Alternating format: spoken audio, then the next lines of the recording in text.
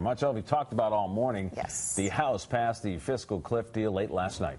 And here to talk a little bit more about the economics behind that deal is our financial expert, Chip Cummings, joining us a little early. We appreciate it. Thanks, you bet. Good morning. Happy New Year. Happy New Year to you. It is anything but happy in Washington, D.C. right now. A lot of crazy going on over there. It's been chaotic the last few days. So kind of explain what's happened in maybe like the last 24 to 48 hours. We do have a deal. Well, we do, but it's a deal just to put off a deal for another couple months. Okay. It's really, again, kicking this can down the road. And you want to talk about the ultimate storm brewing in Washington, D.C.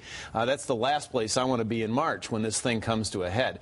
All we've done is really put this thing off. You know, they did put a little bit of reductions in there, $600 billion over 10 years, which really isn't anything when you talk about the fact that we're borrowing about $100 billion a month. So all we've done is really push this thing off for another day to fight it out.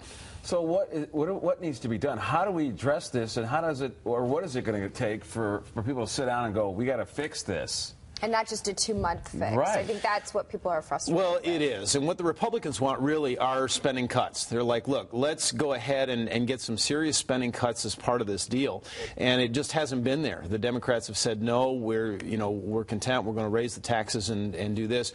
So they really can't put the two sides together. And that's what's caused the stalemate. So until they can come to some sort of resolution on how to cut those costs, and the fiscal cliff would have done it automatically, but that would have hurt everybody. We're talking major defense cuts. We're talking about cuts in a lot of different health and human services areas. It really would have had a major impact immediately, as well as the world markets would have seen, okay, we really can't get our fiscal house in order, which they may still be thinking because now we've put it off till March. And it just seems like this is one of those deals where, you know, again, the Democrats and the Republicans are so far apart that it just nothing gets done in Washington. Well, you may think that. It is. It's the impression that everybody gets. And I don't think it's as far off as the media tends to portray it, because even now a lot of Democrats even are saying, look, we've got to cut these expenses because we're getting to a point where we just can't afford this anymore. And at some point people are going to realize that we've been spending money like it's going out of style, and we don't have it anymore because we're borrowing it everywhere from Tuesday, and there's just no more money left.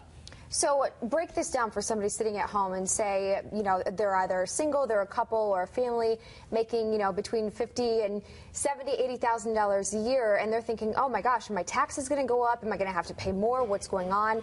Is this more of a sit and wait and see until March, or can people expect to pay more?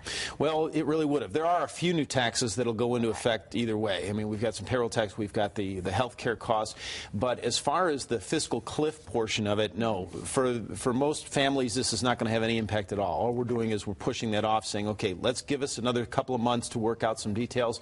Otherwise, the average family was looking at about $3,500 in increases in taxes. Wow. So this does put it off a little bit and gives some people a relief for a little while. And will calm the markets. I think you'll find when the markets open, what's going to happen is Wall Street will initially have a somewhat warm response to it, just because they've gotten something done and we've put this off where it could have been a disaster.